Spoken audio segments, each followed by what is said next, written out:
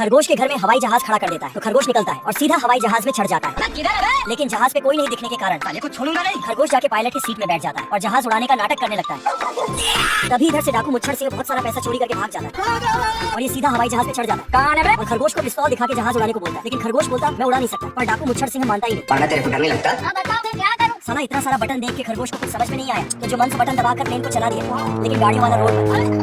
तभी एक बिल्डिंग सामने आता है तो मुच्छर सिंह साला खरगोश हवाई जहाज को चांद की तरफ ले गया और अचानक नीचे की तरफ मोड़ दिया। तो डाकू मुच्छर सिंह खरगोश के पास आता है और खरगोश जहाज उड़ाने का किताब पढ़ रहा है। मुच्छर सिंह देखता है कि जहाज जमीन से टकराने वाला है पर खरगोश जहाज उड़ाने का किताब पढ़ने में बिजी था तो उसने पिस्तौल सटा दिया। खरगोश पढ़े हुए चीज को याद कर रहा था पर मुच्छर सिंह देखता है कि जहाज जमीन में गिरने वाला है तो बोलता है अब तो रोक ले। लेकिन खरगोश बोलता अबे याद तो होने दे तब ना रोकेंगे। और खरगोश गाजर चबाने में लग गया और मुच्छर सिंह गेंद खेलने में लग गया।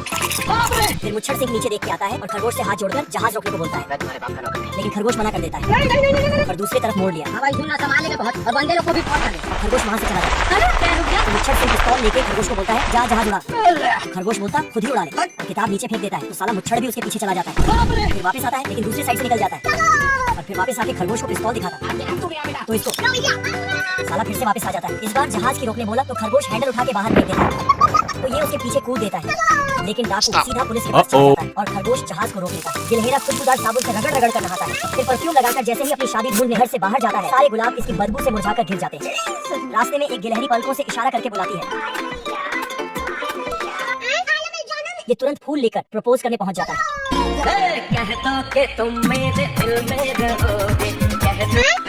लेकिन गिलहरी उसे सुनते ही वहाँ से भाग जाती है।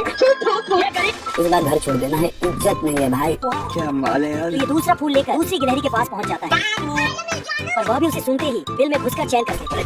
बेचारा ये जिसके पास भी जाता है सब इसकी बदबू सूंघकर दूर भाग जाते हैं। बेचारा दुखी होकर देवदास बन जाता है और चन्ना मेरे गाने लगा है। इसका गाना सुनकर तो जंगल की हर लड़की इसकी दीवानी हो जाती है। सब जानवर इसका ऑटोग्राफ लेने स्टेज पर जाते हैं लेकिन उनका किसी को ऑटोग्राफ देकर वापस आ जाते हैं।